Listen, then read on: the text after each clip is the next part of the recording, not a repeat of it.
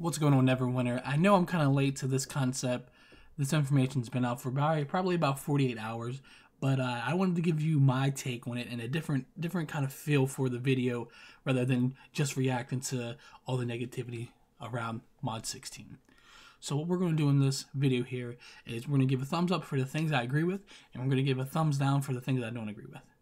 We're going to go through all four vlogs here, and we're going to discuss the significant changes that are coming in Mod 16. So if you guys don't want to hear my take on this information, I understand. I am kind of late. Everyone's done the video, but this is going to be a little different feel for this video and this information. So if you guys want to check it out, I appreciate it. With that being said, Neverwinter has slowly been implementing the catch-up mechanic to the game, and what I mean by that is how fast it is to get to end game. They're cutting the gap between the beginners level 70 players that are not running the right race with the right class, or not running the right artifact set with the right class, so on and so forth, that are just playing the game for fun. Then there's the middle people here that have all the right stuff, but the skill gap is missing. You know what I mean? The rotation's off, or the group's not good enough, or they're not running the legendary mounts that they need and stuff like that. The skill gap is missing. And then from the middle players to the very end game players that have everything, there is a significant skill gap between those people. And to me, they are trying to eliminate that skill gap as much as possible. I agree with it for the most part, so that's going to get a thumbs up. Because the casuals, the people from the first two sections, are the ones spending the money. They're the ones spending the money to get the end game, to experience the game and its content. I agree with that, so that's going to get a thumbs up. However, this first blog here is talking about scaling the items. So we're going to hop back to Mod 15. Mod 15 came out with a new best in slot, literally 80% of the stuff that you're wearing. Whether it be main hand, off hands, whether it be rings, whether it be companion gear, whether it be action point armor kits, whether it be power armor kits. You've spent a lot of AD trying to get the new best in slot items. This first vlog is scaling. They're going to be scaling down stuff, making it feel like you wasted your AD, because they're not telling you what they're going to scale down, where it's going to be scaled at, all that good stuff. They're just letting you know that things are going to be scaled down a little bit. So with that being said, we're getting to the first vlog. I'm not going to go through every paragraph. I'm not going to read every paragraph. I'm going to give you the information I see fit, as well as what you guys need to know. So on live, a chest piece, an undershirt, the same level, but gives you very different amount of rating. So it's going to give you different base stats. Insignias will double the number of stats they give you for each rank. Okay, right here. So this is a significant change. This is going to up your base stats for your insignias, which is very good. I like it. These are things we wanted to address to make item level more representative. With under mountain expansion, one item level equals 20 rating points. So from what this little first paragraph says, is these changes don't address the majority of sources of item levels. These are still outliers, such as companions, mount powers, and bonding runestones. We believe those to not be a better representation as well, but we will also adjust their values as needed to find the perfect representation for them. What we don't need is another bonding nerf. What we don't need is another bonding nerf. As we get into these blogs, there's going to be a lot of significant changes. So let me know what you guys think in the comments below. This is a big one right here. The overall goal for all these changes is to make it so that if two players are 12,000 item level, they are very close in terms of the overall potential. We'll get into the skill gap as we get onto this video. Scaling powers down has traditionally not truly changed the player's ability to compare it to content they were scaled to. So if I sound weird, it's because I'm coming off of a cold. So they're saying that these scaling things aren't going to have any effect when you're going to make up the stats somewhere, and it's not going to make the content itself harder. That's pretty much it for this. They're scaling stuff down mod 16. So I like it that they're trying to balance the game. That's going to get a thumbs up. But they should have put this in effect before they release new Mastercraft items. So that's going to get a thumbs down. We're going to get into the second, which is the developer's blog, Stats and Mechanics. The Undermountain expansion brings a lot of changes with it to fix balance and progression in Neverwinter. This extends the core math of the game, and we wanted to give some insight on how the math is different than what it was before. That's all I had to say. Alright, the roles here. Here's how the opposing roles work in Neverwinter. Percent gain equals rating, opposing rating, divided by 500. Before, this one here is a good example here. It's giving you 10,000 critical strike, and the opponent has 7,000 critical avoidance. They're coming out with new stats. They're removing new stats. We'll get into that here in a little bit. So critical chance equals 10,000 to 7,000 divided by 5 equals 6%. There are formulas that they're coming up with to give you the percentages that you need, whether it be crit chance, whether it be defense ignored, resistance ignored, things like that. So they're coming up with new formulas to reach those levels, to reach those numbers, and again, it's changing everything. Me myself, as a Great Weapon Fighter, have worked very hard to balance out the stats to reach 100.1% crit chance and the 95 to 1,000% defense ignored. I've worked very hard, min-maxing to get to that point. All that is going to be wiped out. So that series is going to get a thumbs down for you guys. The changes that they're making are so significant that they probably should have released it as a new separate game, to be honest with you. Because literally everything is changing. Literally everything you knew about Neverwinter, besides the previous expansion and the boons, are changing. And some of those boons are changing as well. So we'll get into that here in a second. The final result cannot go negative. If the opponent is above the example of 20,000 critical avoidance, your critical strike would be 0%. So we'll see how this affects the 100% crit chance for Great Weapon Fighters, ? We'll get into that later. Alright, stats and removals. Stats and removals. So,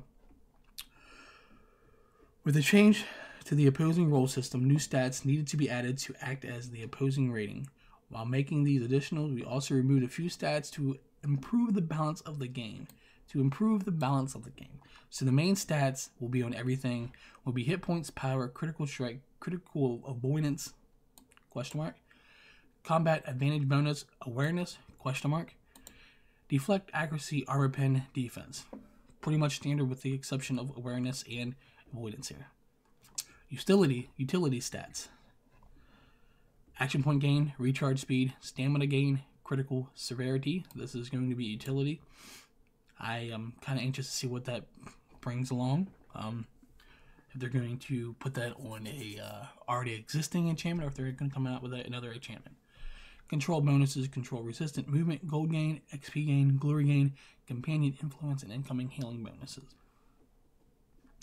So these are going to be your utility slots as you can see here. Alright, with the big one. Stats that are being removed from Neverwinter. Armor class rating, AoE resist, DOT resist, regen, and the big one, recovery. Now, for example, the TAC GF is all about recovery. A cleric is all about recovery.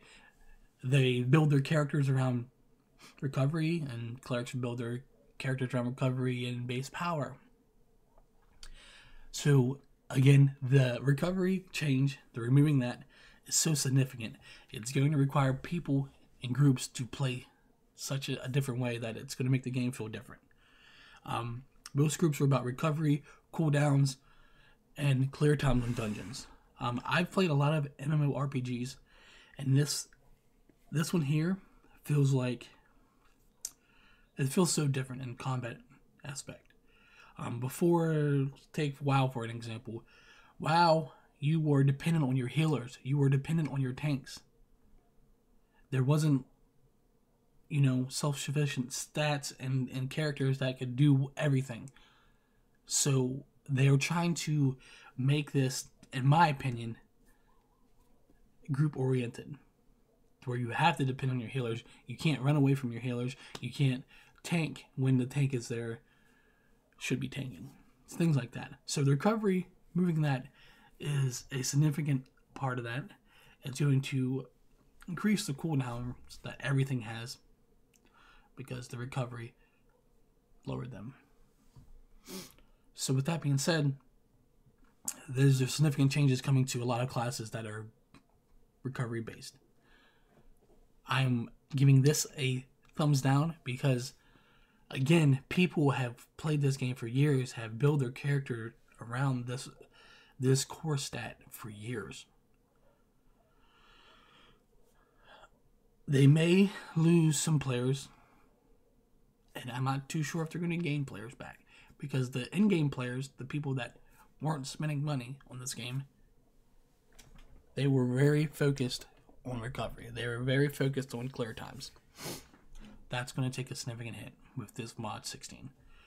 The removal of lifesteal and recovery ratings are the two most significant. Lifesteal was problematic in that it validated most sources of healing.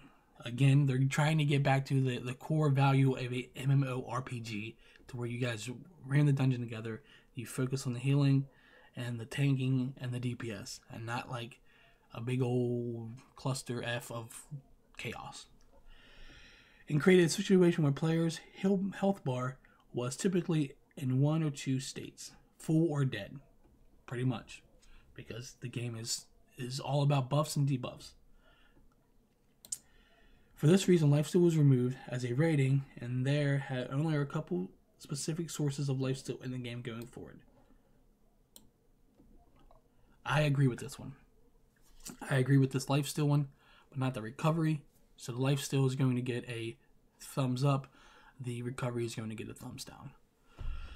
Recovery was problematic in the fact that encounter and daily powers would become used almost as frequently as at wills. Again, cooldowns.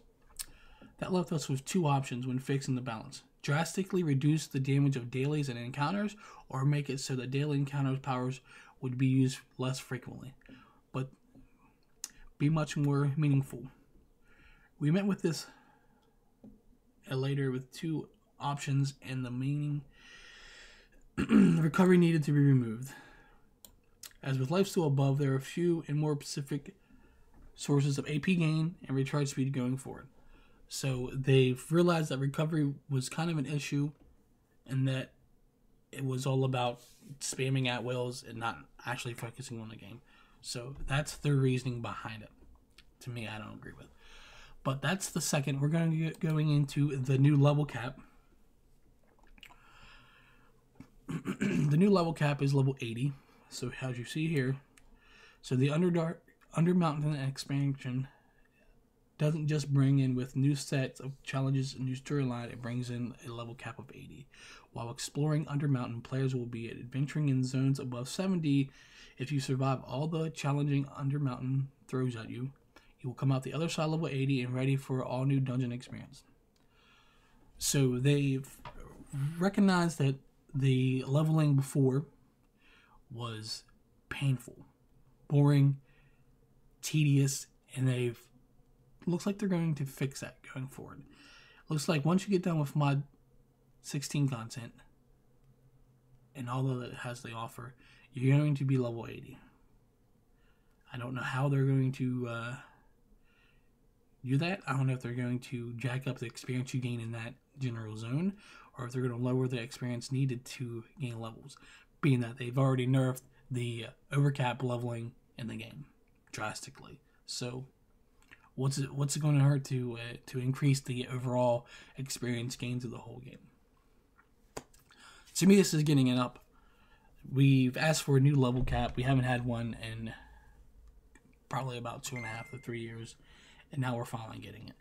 But on the downside, they're changing stuff again. So before you guys get all excited and like, oh, I get to have 10 more feats in my Paragon path, don't get too excited. To go along with the increase level 80, you will find each class has at least one new daily encounter at will, but that is just the surface of what is in store for our classes.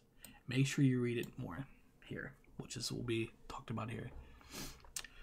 Keep your eyes open while delving into layers of Undermountain, not just for the dangers of traps, but for the glint of treasure hidden through.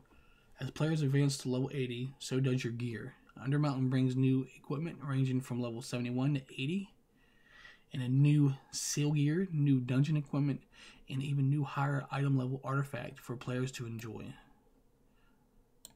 They don't give you examples of these. They very well could be a best in slot. They very well couldn't. Undermountain isn't just a level cap raise for new campaign. It brings a lot with the core work and redesigns to make the game more balanced, as well as to improve group play and dungeon challenges. Make sure you check out back for all the blogs coming this week, which will go into depth of all the parts of the expansion. With the exception of this tidbit of information, all they're really talking about is increasing level 80. And this is the big change. This is another significant change to the game. For those who don't know, the lore and the overall concept of this game is based on D&D, the actual D&D tabletop game. With the update, we are moving away from 4th edition D&D, predefined built classes. Classes will be now known by their core names that is very similar to anyone who's played D&D. So they're cutting the name in half, basically. There's no devoted cleric, it's just cleric. There's no guardian fighter, it's just fighter. Paladin, ranger, rogue, warlock, wizard, and they're removing the great weapon fighter and calling it a barbarian. These are the core classes that are in tabletop D&D. And from my understanding, this could be speculation, that they weren't going to allow them to use the content anymore if they weren't going to follow the premise of 4th or 5th edition D&D. I agree with that. But if that's being said, then we should be on the same playing field as that and be on the same expansion as that in tabletop, to me. But we'll get to that somewhere down in a later video.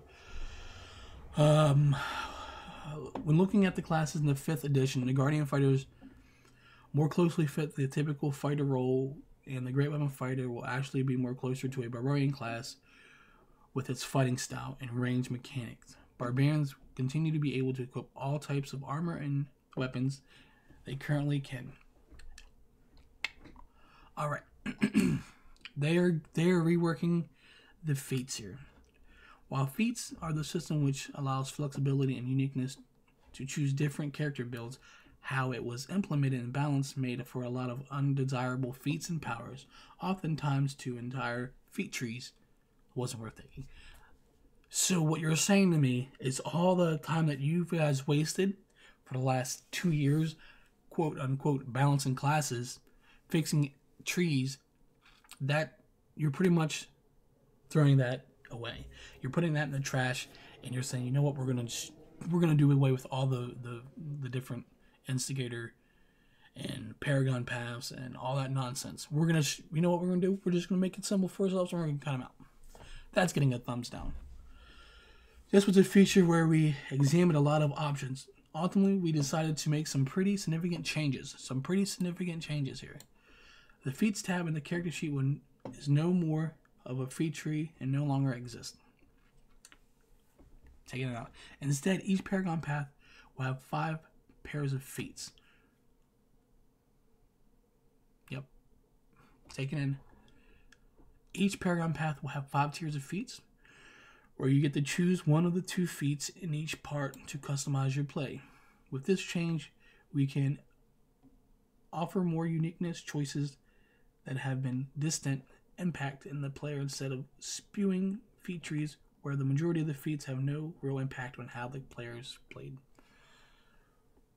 I agree with that. Let me rephrase that. I don't agree with you eliminating all the trees. I agree that the trees some were irrelevant, some weren't. You needed some from one tree and some from the next for another one. Or for the Great Weapon Fighter or the Barbarian, for example, there was only one really viable tree. We took some from the top, we took some from the bottom to increase our damage. But for the most part, there was only one significant tree. Alright, Paragon Paths. One of the goals for our class rework was to create more distinction between the Paragon Paths. We started by splitting more of the powers between the 2 paths, including the new powers added to accompany the level cap increase, which covered another vlog. We've already talked about that. Each Paragon Path now has 2 unique at-wills, 2 shared at-wills, 5 unique encounters, 5 shared encounters, 2 unique dailies, 2 shared dailies. As we mentioned above, each Paragon has 5 pairs of feats where you can choose one of them to pair with the customize your build. Not to bring up WoW again, but WoW pretty much the same thing. A lot of games have simplified the way they feated out their character. When you hit a certain level in WoW, it gives you 2 feats. You pick one. However, you can at any time, at any campfire or public zone, you can change those around. I'm sure that that's going to be an option here. I'm sure it's going to cost AD, but we'll see. Alright, currently Neverwinter has a role-based queuing for content based on classes, with only one exception, Paladin. We like the versatility that the Paladin has and wanted to extend that option for more classes as well as expand which classes could be tank and healer. Paladins, tank and healer, clerics, healer DPS, fighter, tanks DPS, barbarians, tanks DPS, warlocks, healer DPS, and ranger, rogues, wizards all have 2 DPS Paragon Paths. I don't know what that means going forward. What's best in slot for DPS? I don't know if it's going to be a barbarian. I don't know if it's going to be a wizard or a ranger or a rogue. I have no idea. We have no idea what that's going to mean. We have no idea if you're looking for one DPS. Who are you looking for the best overall clear time for the content? We don't know. PowerPoints. At this point, you may be wondering how are PowerPoints going to be in these changes. PowerPoints will be removed with this update. So no more PowerPoints, no more put 4s in Fury to increase your overall damage, nothing like that.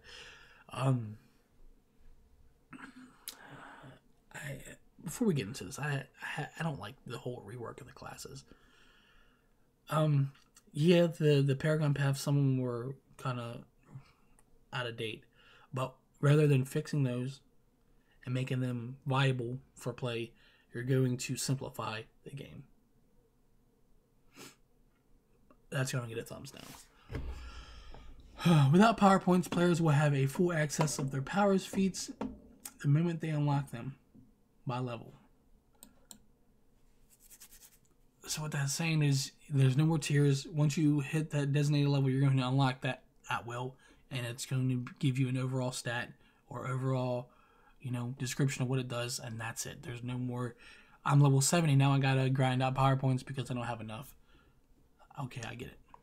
Tanking and healing. We're not going to talk about tanking and healing because we have really nothing to go on because everything is speculated, and I don't want to bring out a bunch of speculation content here for you guys.